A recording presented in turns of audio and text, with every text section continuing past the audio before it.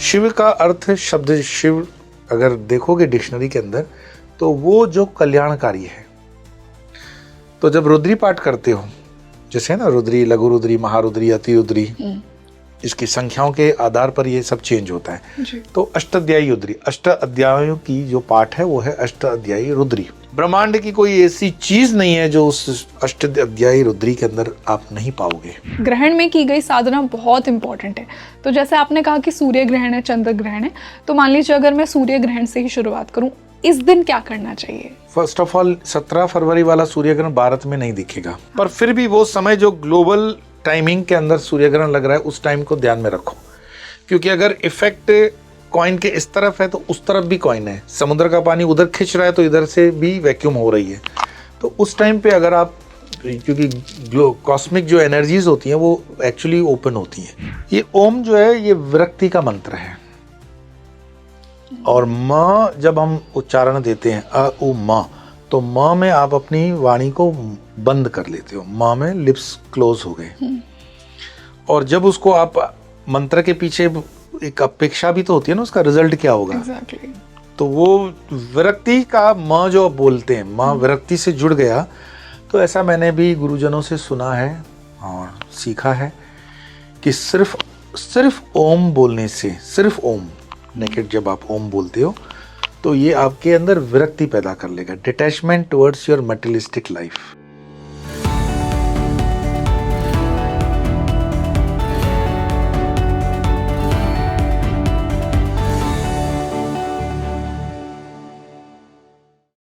नमस्ते everyone, a very warm welcome on the show and this is your host Rangoli Sharma. देखिए 15 फरवरी 2026 को हम Mahashivratri celebrate करने वाले हैं। उसके जस्ट 2 दिन बाद 17 फरवरी को सूर्य ग्रहण, फिर 3 मार्च को चंद्र ग्रहण। जब ऐसे इंटेंस कॉस्मिक इवेंट्स हैं तो हम अपनी एनर्जी को किस प्रकार अलाइन कर सकते हैं? आपकी दिनचर्या इन दिनों क्या होनी चाहिए? आज मैंने इन तीनों पर बहुत डिटेल में बात की है, और जो स्पिरिचुअल लीडर हमारे साथ जुड़े हैं उनके ऐसे डिस्कशंस को आप बहुत ज़्यादा पसंद करते हैं। बट ये पॉडकास्ट शुरू करने से पहले आप मुझे बताइए कि क्या आप भी महादेव को अपना इष्ट मानते हैं? आप महाशिवरात्रि का फास्ट करने वाले हैं, या फिर महाशिवरात्रि आप किस प्रकार सेलिब्रेट करेंगे? और आप ग्रहण पर एग्जैक्टली क्या आपकी दिनचर्या रहती है वो भी मुझे कमेंट सेक्शन में जरूर बताइए। And now I would like to welcome spiritual leader और आप सभी के फेवरेट स्वामी यो once again on Speaking Tree. Swami ji, a very warm welcome on the show. बहुत अच्छा लग रहा है आज आपसे फिर से मिलकर। धन्यवाद। नमो नारायण। नमो नारायण। कैसे हैं आप? बहुत बढ़िया, बहुत आनंद में, और जिसको कहते हैं ना निजानंद में है। स्वामी जी, आज मैंने एक इतना ही इम्पोर्टेंट टॉपिक चुना है। We are approaching Mahashivratri. इन्हीं 1-2 महीनों में बहुत कुछ होने वाला है। महाशिवरात्रि, सूर्य ग्रहण, चंद्र ग्रहण। तो आपके थ्रू आज मैं इन तीनों पर आपसे बात करना चाहूंगी कि हमारे व्यूअर्स जो ये पॉडकास्ट देख रहे हैं वो इन तिथियों पे मैक्सिमम क्या अपनी एनर्जी को अलाइन करने के लिए कर सकते हैं, किस प्रकार वो कॉस्मिक कनेक्शन बना सकते हैं। तो मैं महाशिवरात्रि से ही शुरुआत करती हूँ कि यूँ तो 12 शिवरात्रियाँ आती हैं, लेकिन ये वाली ही इतनी स्पेशल क्यों होती है, और कैसे महादेव से वो कनेक्शन बनाया जाए इस दिन की उनकी डायरेक्ट ब्लेसिंग्स आपको मिले? क्या खास है इस दिन ऐसा? जैसे हर महीने शिवरात्रि आती है, होते हैं ना, हर महीने की शिवरात्रि को तो ठीक इतना महत्व हम नहीं भी देते हैं, लेकिन ये शिवरात्रि नहीं, महाशिवरात्रि है। दुर्गा सप्तशती के अंदर एक श्लोक आता है जिसमें श्लोक में कहा जाता है काल रात्रि महारात्रि मोहरात्रि च दारुणा। तो काल रात्रि तो काली पूजा वाली आई, महारात्रि शिवरात्रि है। ये जो 4 रात्रियां हैं, वैसे कुछ लोग 5 रात्रियां भी मनाते हैं, पर शिवरात्रि की बात महाशिवरात्रि करें तो ये शिवरात्रि की जो रात्रि है ये जागरण की रात्रि है। एक रात का जागरण नहीं है, स्वयं को जगाने का, स्वयं के जागरण की ये रात्रि है। और कुछ लोग उसमें शिव पुराण वगैरह के रेफरेंस से भी बताते हैं कि ये रात जो है शिव शक्ति माँ पार्वती और शिव जी की विवाह की रात्रि है। और ठीक है, पुराण जितने आप पढ़ते हो युग युग से उसमें जुड़ता चला जाएगा, सब होता जाएगा। बट इस चीज को थोड़ा सा अगर गहरे में वैज्ञानिक तरीके से, साइंटिफिक अप्रोच से समझोगे तो शिव परिवार को पहले ध्यान से समझो कि शिव परिवार क्या है। तो स्वयं शिव जी हैं जो नंदी पे, सब उनकी जो सवारी होगी तो नंदी पे होगी जी। और शिव परिवार में फिर माँ शक्ति हैं तो उनकी सवारी शेर है। फिर गणपति जी हैं तो उनकी सवारी चूहा, मूसक जो कहते हैं वो है। और वहां पर कुमार हैं कार्तिकेय तो मोर है। ये जो सवारियों से प्रारंभ करो, पहले तो हम अपने अमीरी कहाँ से दिखाते हैं, आपके जो साथ में रहने वाले लोग हैं आपसे नीचे, उनकी रहन सहन से पता पड़ जाए। तो कार्तिकेय की जो सवारी मोर है वो चूहे का दुश्मन है। वहां नंदी और शेर आपस में कोई दोस्त नहीं है, पर फिर भी एक परिवार में समदृष्टि से कैसे रह रहे हैं। पावर में भी स्प्लिट देखोगे, शिव और शक्ति।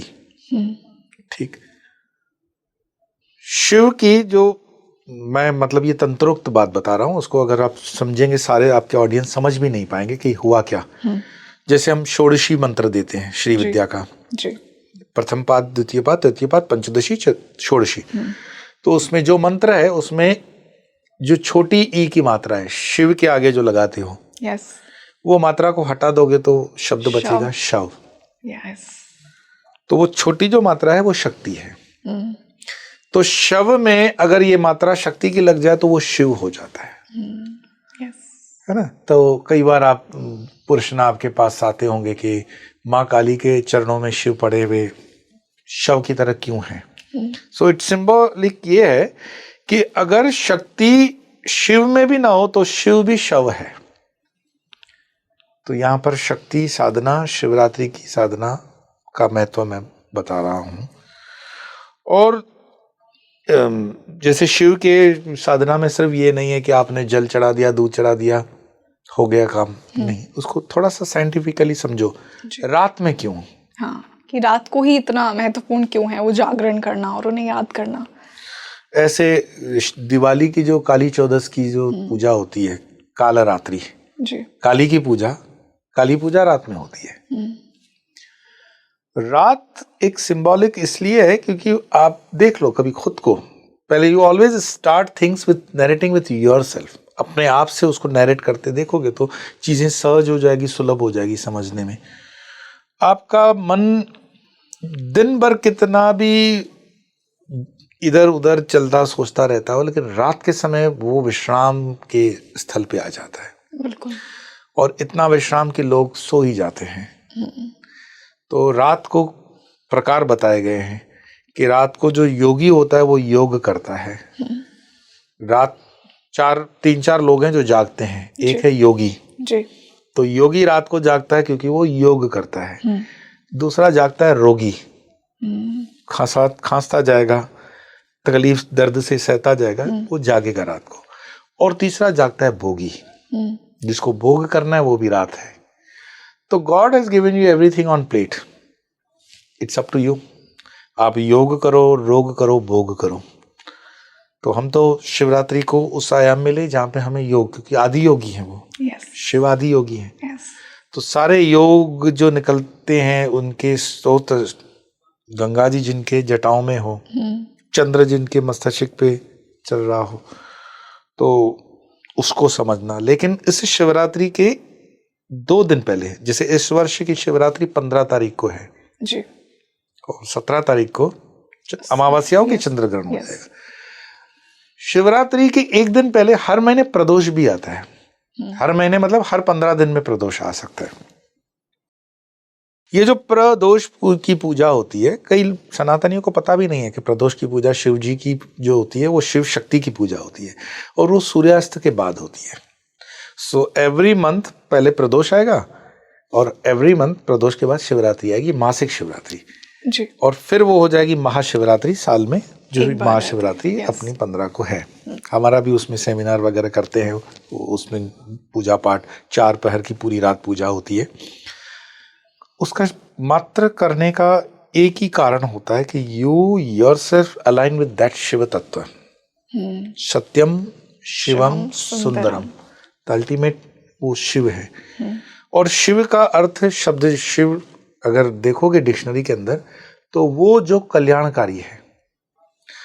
तो जब रुद्री पाठ करते हो, जैसे है ना रुद्री, लघु रुद्री, महारुद्री, अति रुद्री, इसकी संख्याओं के आधार पर ये सब चेंज होता है। तो अष्टाध्यायी रुद्री, अष्ट अध्यायों की जो पाठ है वो है अष्टाध्यायी रुद्री, ये रुद्री पाठ हुआ।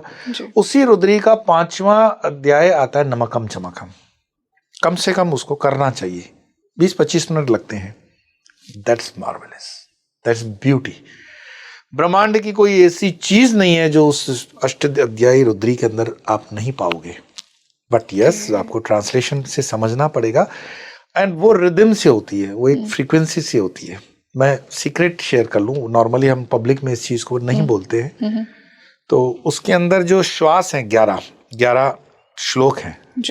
हम ब्राह्मणों को हायर करते हैं, तो ब्राह्मण आजकल के तो कर्मकांडी, आप जानते हो, मुंह में मावा है, फोन पे ध्यान है, रुद्री चल रही है। अगर अष्टाध्यायी रुद्री में 11 ब्राह्मण बैठे हैं तो 2 बोल रहे हैं, 4 नहीं बोल रहे हैं। बट हम जब खुद से करते हैं, रुद्री खुद से ही तो होती है। हाँ, नहीं आती है तो ब्राह्मणों को अलाउ कर दिया, तो वो 11 श्लोक के अंदर चलेगी।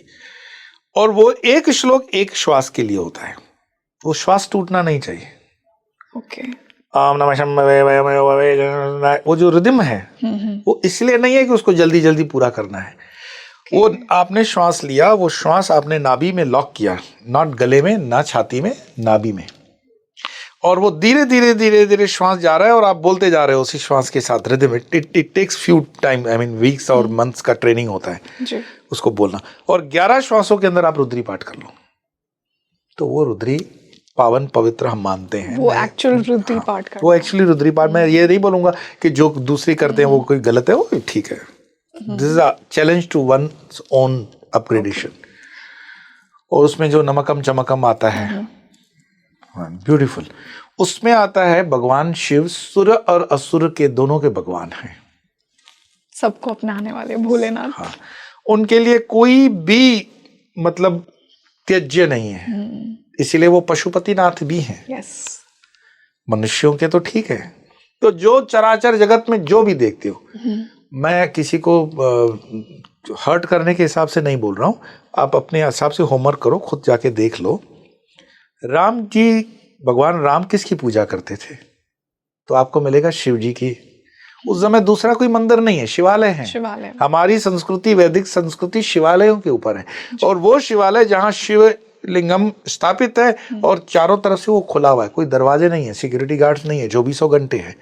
तो जो उस समय साधु संत ट्रेवल करते थे, दूसरे गांव में आदान प्रदान होता था, वो हमेशा शिवालय में रुकते थे और शिवालय के अंदर ही उनको जो प्रसाद दिया जाता भोजन के स्वरूप में वो पाते थे।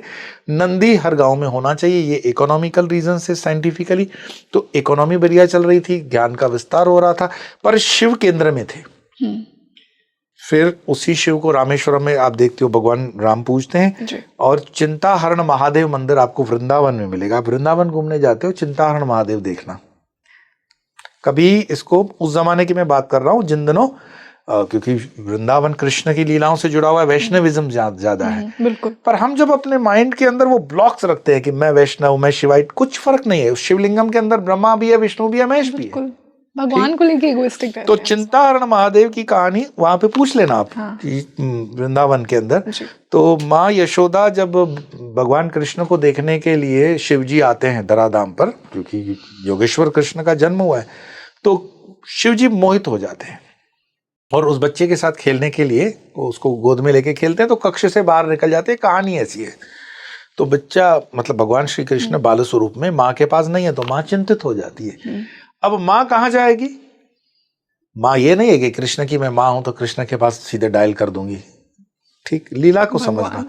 तो अपने इष्ट, अपने परमात्मा के पास जाएगी। तो मैं बता रहा हूँ, भारत की सभ्यता संस्कृति शिवालयों पर है। तो यही माँ शिवालय। अभी तो ओरिजिनल शिवलिंगम यमुना जी में है, आप उसको भी शायद देख सकते हो। मैंने तो देखा हुआ है अवशेष जो मंदिरों के उस समय बाढ़ में गिरे थे। मुझे पत्थर वगैरह वहां अभी भी हैं। तो वो चिंताहरण महादेव नाम क्यों पड़ा? कि मामा को चिंता हो गई कि लल्ला कहाँ गए, तो वो शिव जी के पास आती है। तब शिव जी को आता है कि लल्ला तो मेरे पास ही है, फिर जाके वो रख लेते हैं। तो वो चिंताहरण महादेव, उसमें 1000 शिव और भी हैं शिवलिंगम पे। तो इस तरह से मैं ये प्रमाणित करने की प्रयास कर रहा हूँ कि भगवान कृष्ण के समय में भी अगर आप पूछोगे कि मंदिर क्या थे, तो शिवालय थे। ठीक, तो शिव आदि अनादि आदिनाथ है। शिव से ही आपको नाथ संप्रदाय मिलेगा, शिव से ही आपको सारे नाथों की परंपरा मिलेगी, शिव से ही आपको सब कुछ मिलेगा। तो शिव जब आप बोलोगे तो शक्ति बाय डिफॉल्ट उसमें आएगी। बिल्कुल। तो भारत शिव और शक्ति की साधना के ऊपर बढ़ रहा था। फिर धीरे धीरे उसमें अपने अपने संत और अवतार होंगे, उसका विस्तार होगा, और ये शुभ है, इसमें कोई अपोजिशन करने की जरूरत भी नहीं है। अब उस शिव और शक्ति का जो एक पर्व है, कालरात्रि, महारात्रि, दारुण रात्रि, ये 4 रात्रियों का, उसमें ये शिवरात्रि है। तो उसमें 4 पहर की पूजा होती है। 4 पहर की पूजा मतलब सूर्यास्त के बाद जो पहर प्रारंभ होगा, 1, फिर 2, 3 और अगले सूर्योदय तक 4 पहर आपकी हो जाएगी। अब प्रथम पहर की पूजा जो है वो निजी आपकी जो व्यवस्था है उसमें करो। कई लोग नमकम चमकम और अष्टाध्यायी रुद्री से उसकी पूजा करते हैं, जप करते हैं। आप न कर सको तो कम से कम ओम नमः शिवाय का जप कर लो। न कर सकते हो तो आजकल तो टेक्नोलॉजी है, जैसे हमने अपने अपने ही चैनल पर काली धुन, भैरव धुन, शिव जी के स्तोत्र वगैरह। इन शॉर्ट क्या है, अपने आप को जगाने वाली रात्रि है 4 रात्रियां। और इन 4 रात्रियों में जैसे एक समय था जब पूरे मंत्र खुले हुए थे, कोई कीलक नहीं है। मंत्र में कीलक होता है, पता है ना, कीलक अनलॉक करने के लिए। कीलक मतलब कील मतलब नेल। तो उसको बंद किया हुआ है। किसने बंद किया? शिव जी नहीं, क्योंकि उसका असुरों ने दुरुपयोग किया। ये रोज रोज की झंझट इंद्र आके खड़े होते कि महाराज संकट आ गया, स्वर्ग में असुर घुस गए, तो उन्होंने मंत्रों को कीलित कर दिया। लेकिन इन 4 रात्रियों में शिव जी ने छूट दी, डिस्काउंट जिसको कहते हैं ना, कि ये 4 रात्रि में कीलक नहीं रहेगा, आप साधना करो। तो इस 4 रात्रि के अंदर आपको साधना करने का सुअवसर मिलता है। आप अपने मंत्र की जब साधना करते हो तो वो करोड़ों करोड़ों गुना वो फलीभूत होता है, क्योंकि कीलक नहीं है उसमें। ओके, इसीलिए इतना ज्यादा इम्पोर्टेंट है शिवरात्रि इस समय साधना करना। और मैं जैसे हमेशा कहता हूँ, मैंने एक अनुष्ठान दिया अमावस्या की रात में भी, ये आपको मिल जाता है बेनिफिट। अमावस्या को भी वो अनलॉक्ड रहता है? हाँ, अमावस्या में आपको किस हेतु से कर रहे हैं। अगर आत्मिक ज्ञान के लिए, आत्मिक उद्धार के लिए, स्वयं के उद्धार के लिए कर रहे हैं तो अमावस्या बहुत अच्छी है शक्ति साधना के लिए, बहुत उत्तम मतलब है। तो उसके 2 दिन बाद शिवरात्रि हो गई, शिवरात्रि की साधना, और 2 दिन के बाद होगा फिर अमावस्या 17 फरवरी, और 17 फरवरी को होगा सूर्य ग्रहण। तो सूर्य ग्रहण कोई बहुत बड़ी बात नहीं है, हर साल तो होते हैं। 2 सूर्य ग्रहण होंगे, 2 चंद्र ग्रहण होंगे। लेकिन ये कॉस्मिक, इसको आध्यात्मिक दृष्टि से हम समझेंगे, then what is the difference. अगर आप फिजिक्स के स्टूडेंट हो तो मेरी बात को बहुत अच्छे से समझ जाओगे, क्योंकि सनातन को समझने के लिए थोड़ी साइंटिफिक टेम्परामेंट आपका होना बहुत जरूरी है। अगर वो नहीं है तो अंधभक्त बन जाओगे, फिर तो अंधविश्वास पाल लोगे। हाँ, सो थोड़ी आंखें कान खोल करके इसको लॉजिकल, एनालिटिकल माइंड, रीजनिंग के साथ समझो कि ग्रहण के अंदर भी आपको जप के लिए, मंत्र जप के लिए गुरुजन कहते हैं। हाँ, और स्वामी जी ऐसा भी कहते हैं ना कि ग्रहण में जो आप साधना करते हैं उसका फल आपको मल्टीप्लाई होकर मिलता है। ग्रहण में की गई साधना बहुत इंपॉर्टेंट है।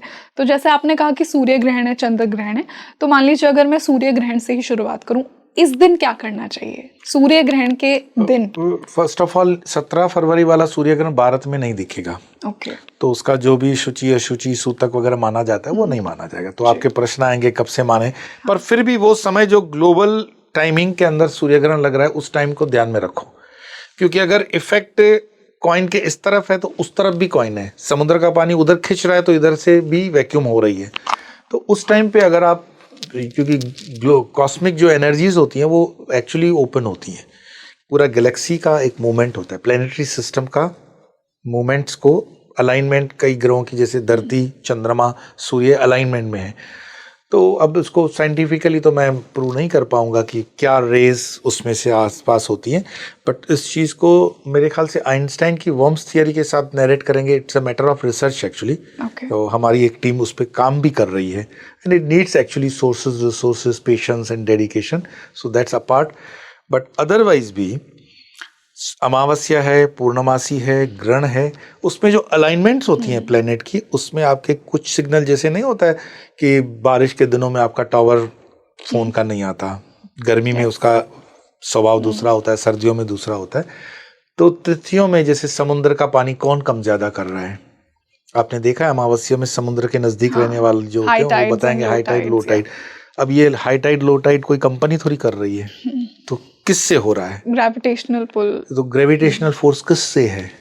सो साइंस कहेगी मून से है। Yes. तो मून किस पे है? तो आप कहोगे कि चंद्र तो हमारे शशधर शंकर जी के Yes, मस्तिष्क पे चंद्रशेखर। चंद्रशेखर Yes. है ना।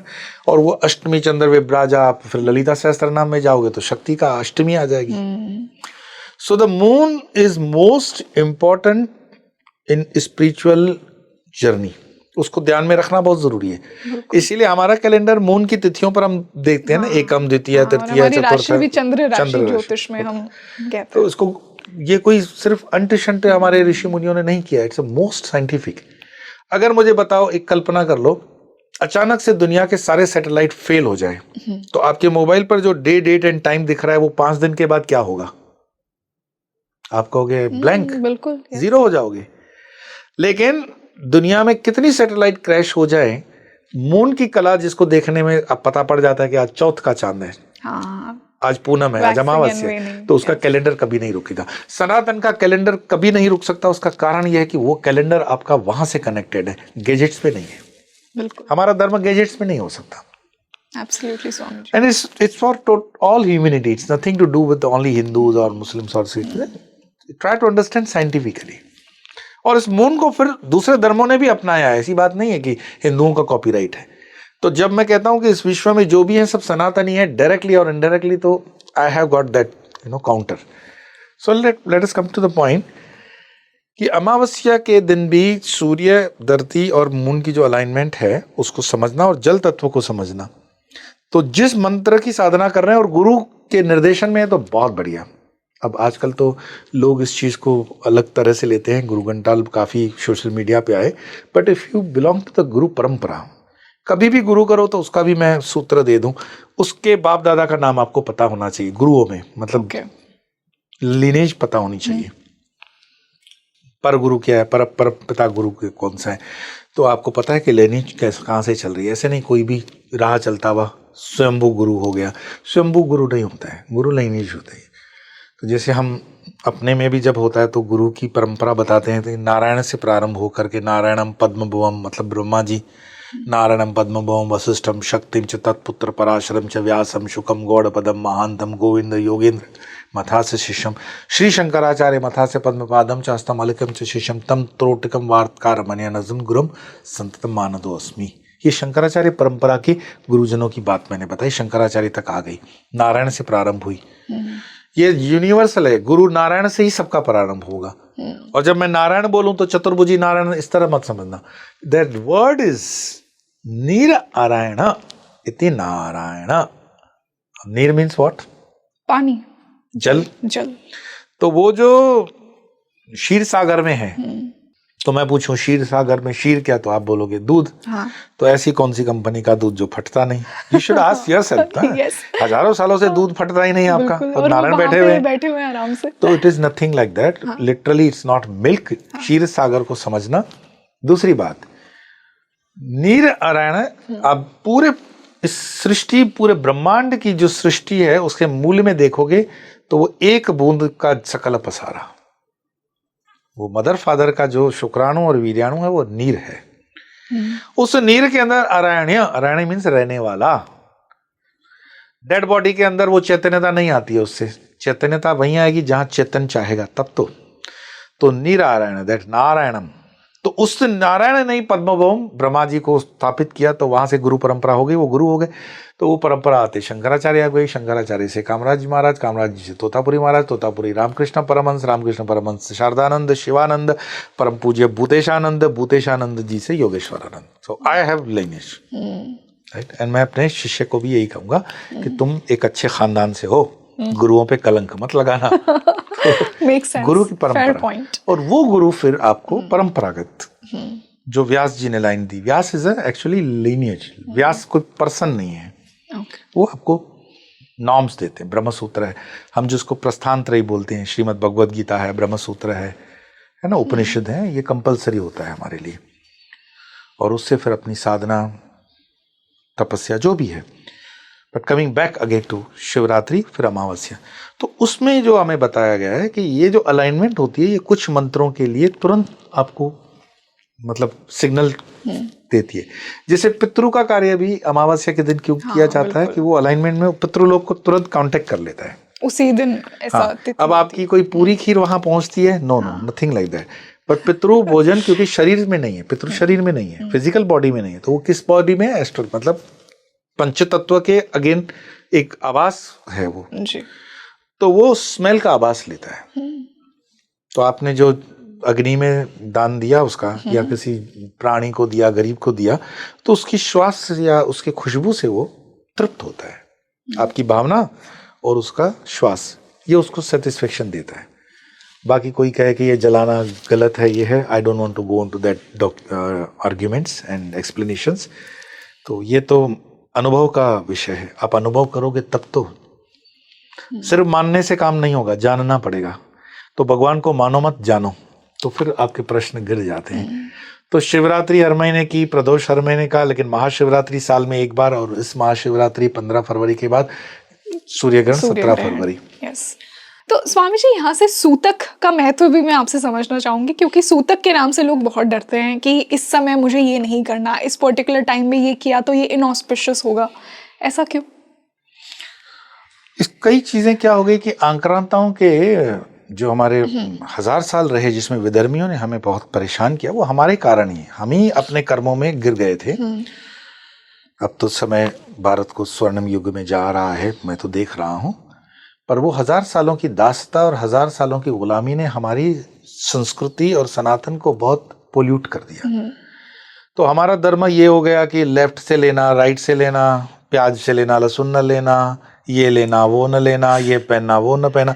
हमारा धर्म हमने रिस्ट्रिक्ट कर दिया ना ना ना ना ना पे। भगवान को ये नहीं लगाना, वो नहीं लगाना, ऐसा नहीं करना, वैसा नहीं करना, ये नहीं पहनना, वो नहीं पहनना। सूतक नहीं है ऐसा नहीं है, सूतक है, पर इसको लॉजिकल समझो। जिन दिनों हमारी जॉइंट फैमिलीज थी, हम गांव की सभ्यता थे, हम गांव में रहते थे, तो एक ही गांव में हमारे परिवार बसते थे, एक एक गोत्र के अलग अलग अपने गांव होते थे। अब अगर उस गोत्र का व्यक्ति सपोज करो चल बसा, यू नेवर नो कि वो कौन सी बीमारी में मरा है, तो उसके लिए शुचि अशुचि ये है कि डेड बॉडी को जलाया तो स्नान कर लो भाई, बैक्टीरिया पकड़ना नहीं चाहिए तुम्हें। अब ये कोई बुरी बात नहीं है, डॉक्टर्स भी कहते हैं हाथ धो लो, इट्स साइंटिफिक। और फिर उसके बाद घर के अंदर 12-15 दिन का जो ये सूतक मनाया जाता था, तो उसमें ये रहता था कि कोई बैक्टीरिया की एज है। अपने कोरोना में भी देखा होगा तो वो अकेला रूम में कितने दिन छोड़ देते थे, इतना ही काल, कि अगर इसको बीमारी होनी होगी तो इतने दिनों में पता पड़ेगा, नहीं तो बाहर कर देते थे जी। तो ये सूतक का यही काल है, 12-15 दिन वाला ही है, कि अगर बैक्टीरिया पनपेगा तो पता पड़ जाएगा। और उसको साइंटिफिकली जो भी कारण रहा हो कि भोजन गांव के दूसरे घर देते थे या संबंधी जो थे वो देते थे, लाइक दैट, फायर नहीं इग्निट होती थी, और पानी वगैरह जो है इस चीज को, इसको फिर उन्होंने पूजा पाठ से रिलेट किया। अब 15 दिन, अभी यहाँ पर आदमी रहता है बंबई में और मरा होगा उसका अमेरिका में, तो बोलेगा सूतक लग गया हम पर। अरे मूर्खानंद, जरा विचार करो, वो मरा है अमेरिका में, तुम्हें सूतक यहाँ कौन पकड़ रहा है? लॉजिकल पूछो तो उससे बोले मेरी दादी नहीं मानती, तो फिर तुम दादी की बात करो।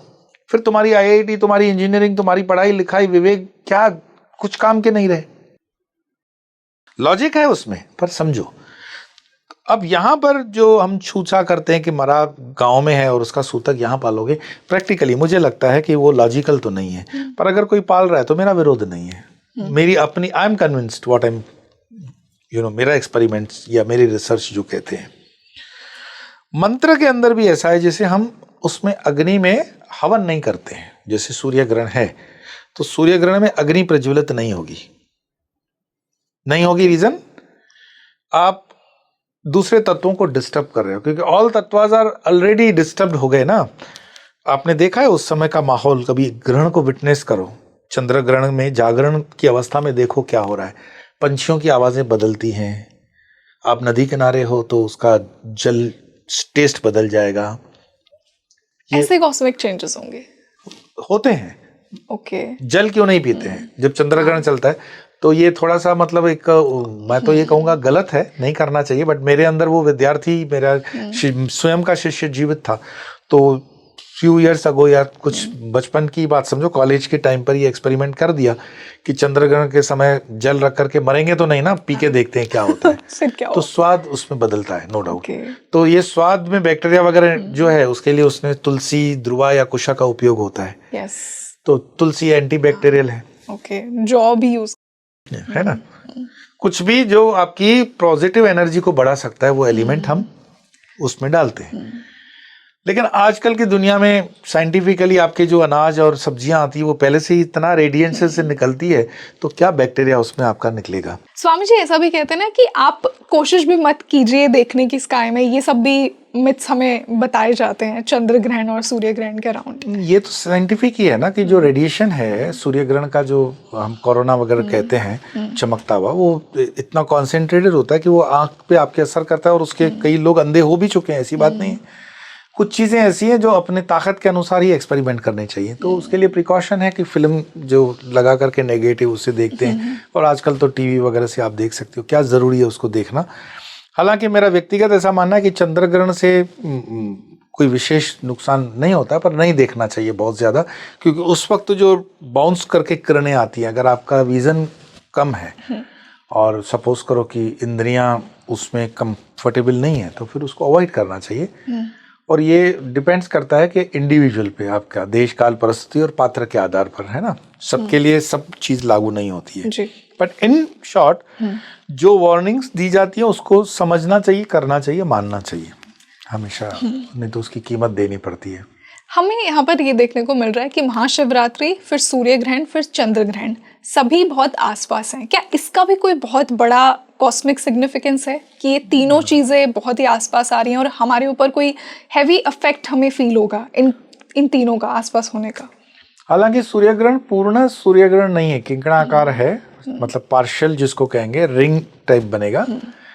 बट इनका हमारे मैग्नेटिक फील्ड धरती पर साइंटिफिकली असर होता है, तो कई अर्थक्वेक्स और सुनामीज जो होती हैं उसके लिए डायरेक्टली इनडायरेक्टली ये ग्रहण काम करते हैं, not as a on religious और स्पिरिचुअल पॉइंट ऑफ व्यू से, साइंटिफिकली।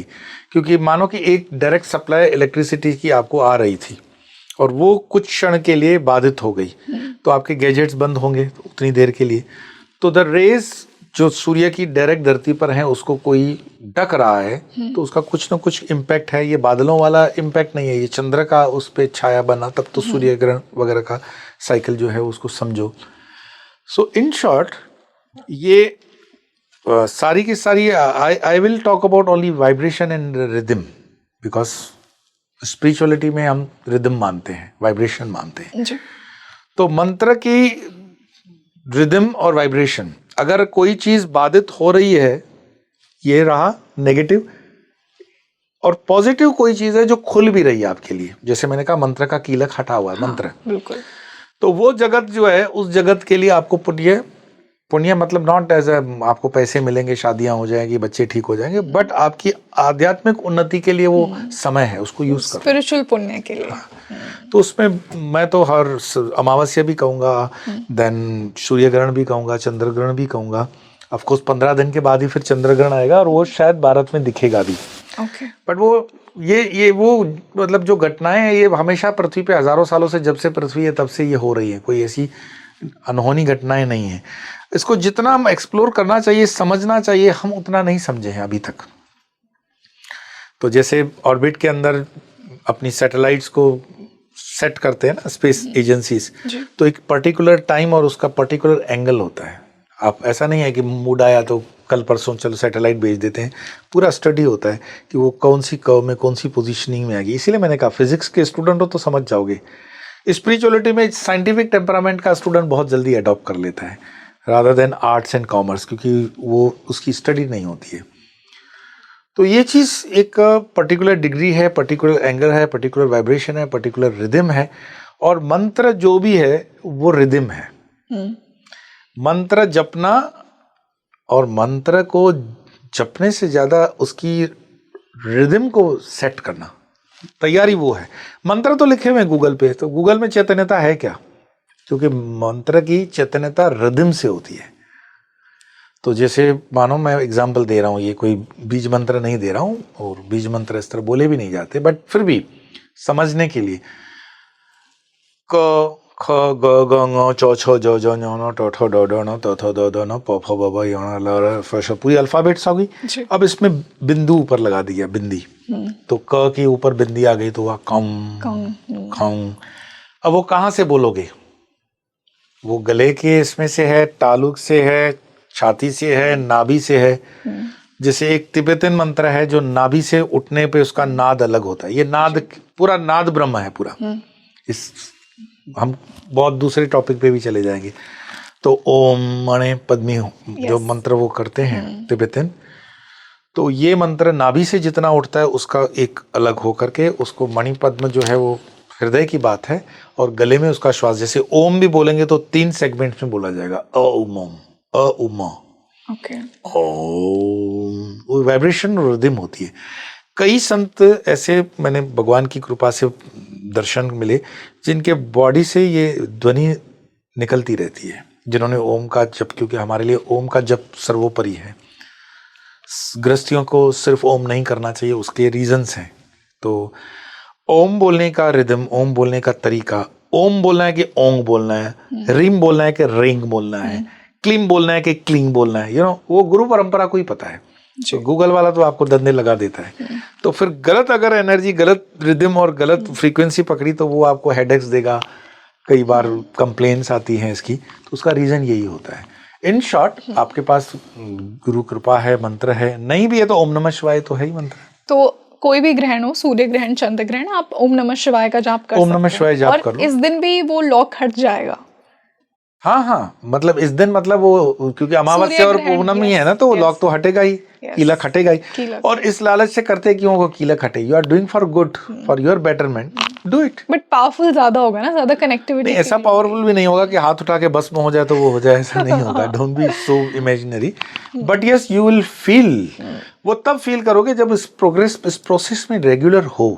रेगुलर 30-30 मिनट आप डेली दो अपने स्पिरिचुअल प्रैक्टिसेस को।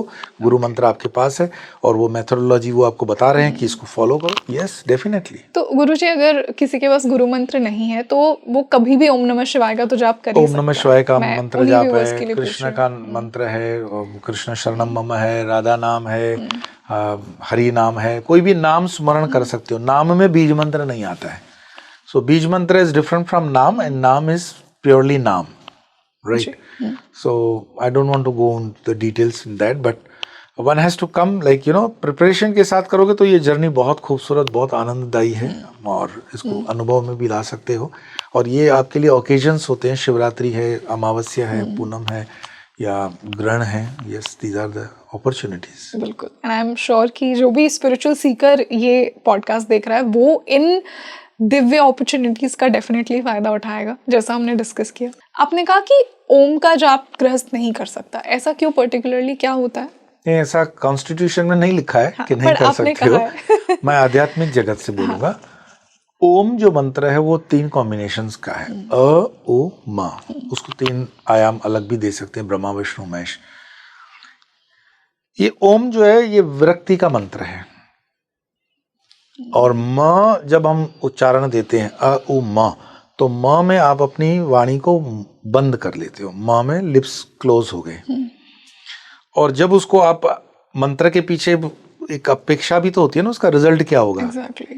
तो वो विरक्ति का म जो बोलते हैं, म विरक्ति से जुड़ गया। तो ऐसा मैंने भी गुरुजनों से सुना है और सीखा है कि सिर्फ ओम बोलने से, सिर्फ ओम नेकेड जब आप ओम बोलते हो तो ये आपके अंदर विरक्ति पैदा कर लेगा, detachment towards your materialistic life.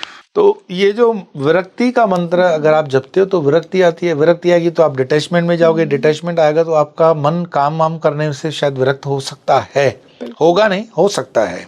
और घर वालों के लिए भी तो ग्रस्त, आप ग्रस्त हो, तो इसीलिए मैंने कहा ये संन्यास्त के लिए कंपलसरी है, क्योंकि उसको विरक्त होना है, डिटैच होना है। अगर गृहस्थी को आप डिटैच कर लोगे तो उसकी फैमिली अफेक्टेड होगी। तो इसीलिए सिर्फ ओम मंत्र का जाप गृहस्थी को ना बोला जाता है। बट कोई भी और जैसे ओम नमः शिवाय उनके साथ तो कर सकते हैं। हाँ, उसमें ओम जो है कॉस्मिक एनर्जी का काम करता है, क्योंकि ओम जब आप मंत्र का जाप करते हो 12,000 का में मंत्र कंपलसरी डेली करना होता है सन्यासियों को। अगर आप शास्त्र का अध्ययन वगैरह मिनिमम कर रहे हो तो 12,000 का जप ओम कंपलसरी है। तो मतलब ये टेक्निकली भी मैं बताऊं कि अगर जपना ही है तो ओम नमः शिवाय सबसे उत्तम मंत्र है। और शिवरात्रि, अमावस्या, पूनम, इसके लिए कोई बंधन भी नहीं है। कई लोग कहते हैं कि नहीं लेना चाहिए, गुरुमुख से लेना चाहिए। शिव पुराण में लिखा हुआ है, आप पढ़ लो खुद से। ओम नमः शिवाय परम सिद्ध मंत्र है, आप कर सकते हो जी। फिर गायत्री जिनको मिली हुई है, गायत्री मंत्र, लेकिन गायत्री मंत्र सूर्य की उपस्थिति में होता है, वो भी एक लॉजिक है। तो आप रात में तो करोगे नहीं, तो रात में और दिन में जो मंत्र किया जा सकता है वो मुझे लगता है सर्वोपरि ओम नमः शिवाय मंत्र है। इसके लिए कोई समय नहीं है, कोई समय नहीं है, आप 24 घंटे। और स्वामी जी ऐसा भी कहते हैं ना कि कुछ आजकल एक चलन है कि कुछ लोगों ने ये सुना है कि जब आप कोई भी मंत्र के सामने से ओम हटा देंगे ना तो वो ज्यादा पावरफुल हो जाएगा। तो बहुत लोग ऐसा करते हैं कि वो मंत्र ओम हटाकर करते हैं, तो उसकी नेगेटिव साइड क्या है?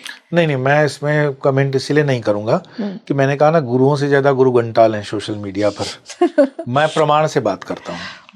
आप जो बात बोल रहे हो उसका रेफरेंस टू कॉन्टेक्स्ट हमेशा पूछो, कहाँ लिखा है। जिस दिन हिंदू समाज, सनातनी समाज ये काउंटर क्वेश्चन कर लेके आप इसका काउंटर दो। आप इतनी बड़ी बात कर रहे हो कि मंत्र से ओम हटा लोगे, ये तो ऐसा ही है कि बाप का नाम बेटे हटा दें अपने से। तो कुछ मंत्रों में हो सकता है कि उसका कारण हो कि ओम हटाया जाए, पर बाकी तो मेरी जानकारी में ऐसा कुछ भी नहीं है कि ओम हटाना होता है। नो। स्वामी जी, बहुत लोग जो साधना में उतर रहे हैं, जो शुरुआत कर रहे हैं, उन्होंने सोशल मीडिया पे ही कहीं किसी रील में सुन लिया कि ओम हटाने से मंत्र पावरफुल हो आप श्रीमद् भगवद गीता को प्रमाण मानो ना। आपके सारे क्वेश्चन श्रीमद् भगवद गीता के आधार पर कर लो। उसमें तो प्रणव अक्षर ओमकार वो स्वयं बता रहे ना, कृष्ण में स्वरूप में हूँ जी। तो आप कृष्ण को, कृष्ण मंदे जगत गुरु, गुरुओं का गुरु तो जगत गुरु वही है। तो कृष्ण की कई भी बात को काउंटर करने की ताकत रखते हो तो फिर आप कृष्ण से बड़े हो, मेरा नमन है। बट अदरवाइज आप सब छोड़ दो, आपका एक ही प्रमाण रखो, श्रीमद् भगवद गीता। उसमें आपको हर चीज का जवाब मिलता है। तो ओमकार के विषय में वहां क्लियर कट भगवान कृष्ण कहते हैं कि ओम जो है ध्वनि में, वो उनका ध्वनि है, वो स्वरूप है। तो कृष्ण के स्वरूप को आप मंत्र से, जो लॉजिकल मंत्र है आप जप रहे हो, लॉजिक के साथ वो ओम के साथ है, उसको हटा रहे हो तो मनमानी है। मैं इसीलिए कहा कि मैं कमेंट नहीं करूंगा इस पर। बिल्कुल। सो जैसा आज आपने हमें बताया कि क्या सिग्निफिकेंस है इन 3 दिनों की, क्या कुछ हो सकता है, क्यों ये जो कॉस्मिक इवेंट्स हैं आसपास हो रहे हैं, और किस प्रकार आप अपनी एनर्जी को लाइन कर सकते हैं मंत्रों के माध्यम से, आज हमने वही बात की। हमेशा की तरह बहुत अच्छा लगा, एंड आई एम श्योर कि मेरे सारे व्यूअर्स इन दिनों की जो कॉस्मिक एनर्जी है बिल्कुल उससे अलाइन करेंगे और महादेव की ब्लेसिंग्स को अपनी लाइफ में इनवाइट करेंगे। So thank you so much Swami ji for joining us today again. नमो नारायण। So you tell me in the comment section कि आपको आज का ये पॉडकास्ट कैसा लगा, आपकी क्या दिनचर्या रहेगी महाशिवरात्रि के दिन, सूर्य ग्रहण और चंद्र ग्रहण के दिन। जैसा मैंने इंट्रोडक्शन में ही कहा था कि अपने आप में मेजर कॉस्मिक इवेंट्स हैं। अगर हम अपनी एनर्जी को एग्जैक्टली अलाइन कर लेते हैं इन इवेंट्स के साथ, सो आई थिंक हम बहुत कुछ पा सकते हैं इन दिनों से, और यही आज के इस पॉडकास्ट से मेरा इंटेंशन था। आप मुझे कमेंट सेक्शन में बताइए आपको पर्सनली कैसा लगा आज का ये पॉडकास्ट, और आने वाले पॉडकास्ट में मैं स्वामी जी के साथ और कौन से टॉपिक्स पर चर्चा करूं। मैं आपके लिए यूं ही इंसाइटफुल एस्ट्रोलॉजिकल और स्पिरिचुअल डिस्कशंस लेकर आती रहूंगी। This is your host Rangoli Sharma. I see you in another podcast. नमस्ते।